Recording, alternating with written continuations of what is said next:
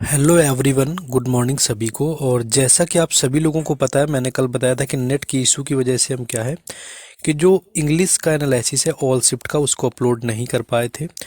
और अगर बात करूं एनालिसिस की कम्प्लीटली, तो यहाँ पर जीके के क्वेश्चन मिलना तो ऑलमोस्ट मुश्किल हो रहे हैं, तो इंग्लिश की तो बात ही ना की जाए, क्योंकि जब जीके के ही क्वेश्चन नहीं मिल पाते तो इंग्लिश के क्वेश्चन कहाँ से मिलेंगे। अदरवाइज आप देख सकते हैं 2022 का एमटीएस हो या फिर 2023 का एमटीएस हो, इनके दोनों के मैंने एनालिसिस करवा रखे हैं, दोनों की प्लेलिस्ट चैनल पर अवेलेबल है। जाकर कर देखिए, ऑल शिफ्ट के मैंने जेन्युइन क्वेश्चन आपको कराए हुए हैं। तो चलिए, जो भी मिल पाया उसके क्वेश्चन करवाएंगे, और ज़्यादा से ज़्यादा आप लोग शेयर करें, जिससे शेयर करने से क्या होगा कि हम तक क्वेश्चन भी आ जाएंगे, तो हम लास्ट तक इसको क्या है कंटिन्यू रख पाएंगे। तो शेयर ज़्यादा से ज़्यादा कर देना है, लाइक कर देना है, and do subscribe the channel, ये आपको कर लेना है, क्योंकि जब भी मैं अपलोड करूँ तो आपको नोटिफिकेशन वगैरह तो मिलना चाहिए। तो चलिए देख लेते हैं कि कौन कौन से क्वेश्चन आपके आए हुए थे कल के शिफ्ट में। ज़्यादा कुछ है भी नहीं एनालिसिस कराने जैसा। सेरोनिम्स की मैं सबसे पहले बात करूंगा, तो सेरोनिम्स में आपका एक वर्ड पूछा गया था, रेवरेंट। देखिए, रेवरेंट जो होता है ये सेरोनिम्स में आपका आया हुआ था, जिसका मतलब होता है आपका सम्माननीय या सम्मानजनक, आप समझ सकते हैं। जिसके सेरोनिम्स के तौर पर आपका रेस्पेक्टफुल हो सकता है, वर्शिपफुल हो सकता है, एडोरिंग हो सकता है। तो आई थिंक आपका रेस्पेक्टफुल ऑप्शन में दिया हुआ था, जो कि गिवन था ऑप्शन में, ये आपका दिया गया था, रेस्पेक्टफुल हो गया। इसके बाद हम लोग अगला देखेंगे जो आपका सिनोनिम्स पूछा गया था। हाँ, अगला एक पूछा गया था आपका एक्सटैटिक। एक्सटैटिक की आपका सिनोनिम्स में आया हुआ था। प्रीवियस ईयर क्वेश्चन है, कई बार एसएससी में ऑलरेडी आ चुका है। रेवरेंट ऊपर वाला भी आपका प्रीवियस ईयर से ही था। तो एक्सटैटिक जो है आपका उल्लसित होता है, यानी कि खुश होना या आप काफ़ी ज़्यादा हैप्पीनेस वाला फील करना, तो ये आपका एक्सटैटिक होता है। जिसकी अगर मैं बात करूँ यहाँ पर, तो आपका यहाँ पर जो सिनोनिम्स हो जाएंगे ये आपको यहाँ पर दिए हुए हैं। एक तो इलेटेड आपका हो जाएगा, जो कि आई थिंक आपको दिया होगा शायद, इलेटेड आपका होता है। इनरैप्टेड आपका हो जाएगा, यूफोरिक हो जाएगा। ये सारे आपके क्या हैं कि एक्सटैटिक के जो हैं सिनोनिम्स हो जाएंगे, जो कि पूछा गया था। नेक्स्ट एक आपका पूछा गया था एनर्जी को लेकर के। एनर्जी में पूछा गया था, तो एनर्जी तो आई थिंक सभी का हो गया होगा, ऊर्जा ही होता है एनर्जी जो आपका होता है। विगोर आपका हो सकता है, स्पिरिट हो सकता है, और सबसे आसान तो आपका पावर हो सकता है। अब देखना ये होता है कि इनमें से ऑप्शन किस तरह से आपको दिए जाते हैं और किस तरह से आपको बताया जाता है। तो ये आपका हो जाएगा एनर्जी से, आपका क्या है, एनर्जी के सिनोनिम्स पूछा गया था। अब आते हैं हम लोग एंटोनिम्स में आ जाएंगे, और एंटोनिम्स की अगर मैं बात करूं, तो देखिए यहाँ पर मुझे थर्ड शिफ्ट के क्वेश्चन नहीं मिल पाए। जो भी मिला हुआ है ये आपके फर्स्ट और सेकंड के, थर्ड का एक भी क्वेश्चन नहीं मिला हुआ है। तो ज़्यादा लोग परेशान मत हो, जिनको याद आते हैं क्वेश्चन आप बता सकते हैं, लोग डिस्कस कर लेंगे आपस में। तो एंटोनिम्स में सिर्फ एक ही हमें एंटोनिम्स मिल पाया, जो कि एक्सपैंड का था। एक्सपैंड क्या होता है, किसी चीज़ का विस्तार करते हैं आप, मैक्सिमाइज करते हैं कुछ चीज़ों को, तो ये आपका एक्सपैंड होता है, यानी कि विस्तार करना। यही सिर्फ एक यहाँ पर मिल पाया। जिसके अगर एंटोनिम्स की मैं बात करूँ, तो आपका श्रिंक हो जाएगा, यानी सिकुड़ना हो जाएगा। मिनिमाइज यानी कि कम करना हो जाएगा, मैक्सिमाइज का है ना।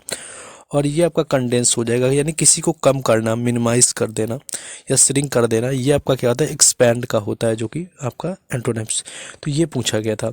तो इंग्लिश का तो नहीं कह सकता, लेकिन मैं जीके के लिए आपको बता दूं कि जीके के लिए जो हम लोग के पास थोड़ा सा एक प्लान है कि हमने 2024 की जो जीके के लिए है, बेसिकली इंग्लिश के लिए परेशान मत हो, मैसेज मत करिएगा। जीके में जो भी एसएससी के 2024 में एग्ज़ाम हुए, उसकी हम लोगों ने ये ई बुक बनाई है, और ये पीडीएफ फॉर्मेट में है, ये हार्ड कॉपी नहीं, ये मत सोचना। पीडीएफ फॉर्मेट में है। यहाँ पर मैंने 35 से ज़्यादा टॉपिक ऐड किए हुए हैं, और वही सारे आपके करंट टॉपिक हैं जो कि एग्जाम में लगातार पूछे जाते हैं। शॉर्ट रिवीजन के लिए बेहतरीन नोटबुक है आपकी, यानी कि पीडीएफ आपकी ई बुक। इसके साथ साथ हम आपको फ्री दे रहे हैं एमटीएस 2022 और 2023 की जो पीडीएफ है आपको, विद एक्स्ट्रा फैक्ट सॉल्यूशन। जो लोग पहले से जुड़े हैं उनको पता होगा, वो ले सकते हैं। प्राइस इसका 49 रुपीज़ रखा। वैसे ये ई बुक सिर्फ 49 में मिल रही थी अभी तक, लेकिन मैंने एमटीएस के एग्ज़ाम की वजह से 2022 और 23 ये एक और 49 का अलग से कॉम्बो था, इसको मैंने एक में ही मैच कर दिया। पूरा ही 49 में आपको दे रहे हैं। लैंग्वेज आपको दोनों हिंदी इंग्लिश में मिल जाएगा। ये व्हाट्सएप नंबर दिया हुआ है, कॉन्टैक्ट कर सकते हैं। जीके में आप 50% जो है काम यहाँ से पूरा कर सकते हैं। आप ये समझिए, जीके में बेहतरीन कॉन्टेंट है, इसमें आप जीके से बेफिक्र होकर के इसको ले सकते हैं। अब आ जाते हैं अपने नेक्स्ट में। एंटोनिम्स तो मैं एक ही यहाँ पर पता चला। और ये आपका ईडियम्स से देख लेते हैं।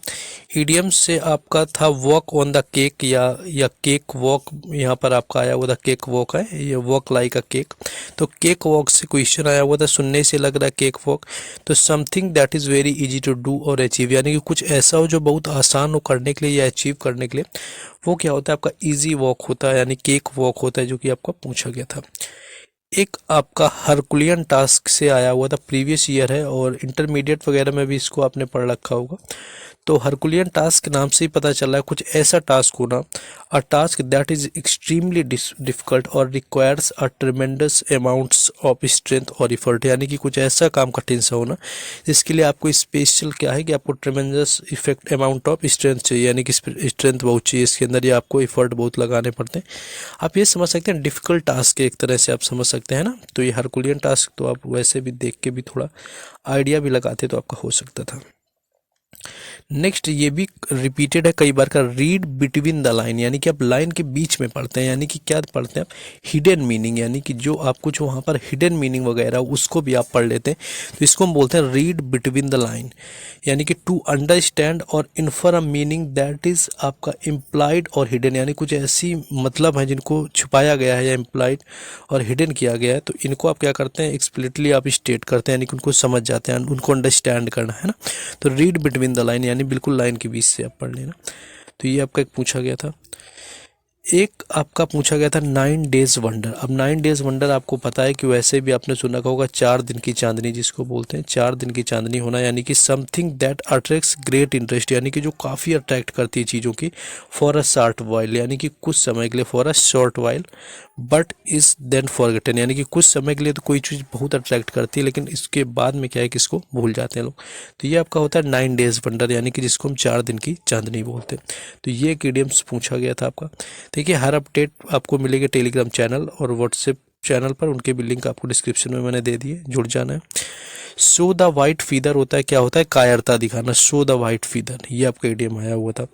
To behave like in an cowardly manner, यानी कि कावर्डली मैनर में बिहेव करते हैं, कायरता रूप में, या कावर्ड यानी कि बिल्कुल कायर की तरह बिहेव करते हैं, तो ये आपका होता है कावर्डली, ठीक है। तो ये आपका कावर्ड से रिलेटेड आपका शो द वाइट फीदर आया हुआ था। एक वही पीस ऑफ केक या केक वॉक था, यानी something that is very easy, तो पीस ऑफ केक या केक वॉक से रिलेटेड आया हुआ। तो आई होप कि आप लोग समझ गए होंगे। देखिए वन वर्ड की मैं बात करूं तो वन वर्ड सब्स्टिट्यूशन में एक तो आपका एबेटर आया हुआ था, यानी कि a place where animals are slaughtered is abattoir, यानी कि जहां पर क्या होता है, इसको बूचड़ खाना हम लोग बोलते हैं या कसाई खाना, जहां पर क्या होता है कि जानवरों को क्या करते हैं, जानवरों को वहां पर काटा जाता है, तो यहाँ पर काटा जाता है, ठीक है। तो यहाँ पर आप देख सकते हैं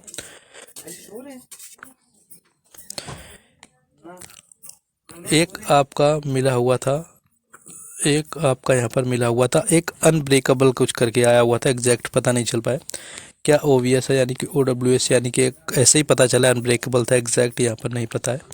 और दूसरा हम लोग यहाँ पर देख सकते हैं, हाँ एक क्वेश्चन आपका वन वर्ड से आया हुआ था जो कि था a man who speaks a lot, जो काफ़ी ज़्यादा बोलता है, तो a man who speaks a lot, तो आपका था गैरुलस हो जाएगा या लोक्वेशियस, यानी कि ज़्यादा बोलने वाला होता है, जो वाचाल टाइप का, तो ये आपका होता है। तो लोक्वेशियस आपका हो जाएगा और गैरुलस हो जाएगा, तो ये आपका एक आया हुआ था।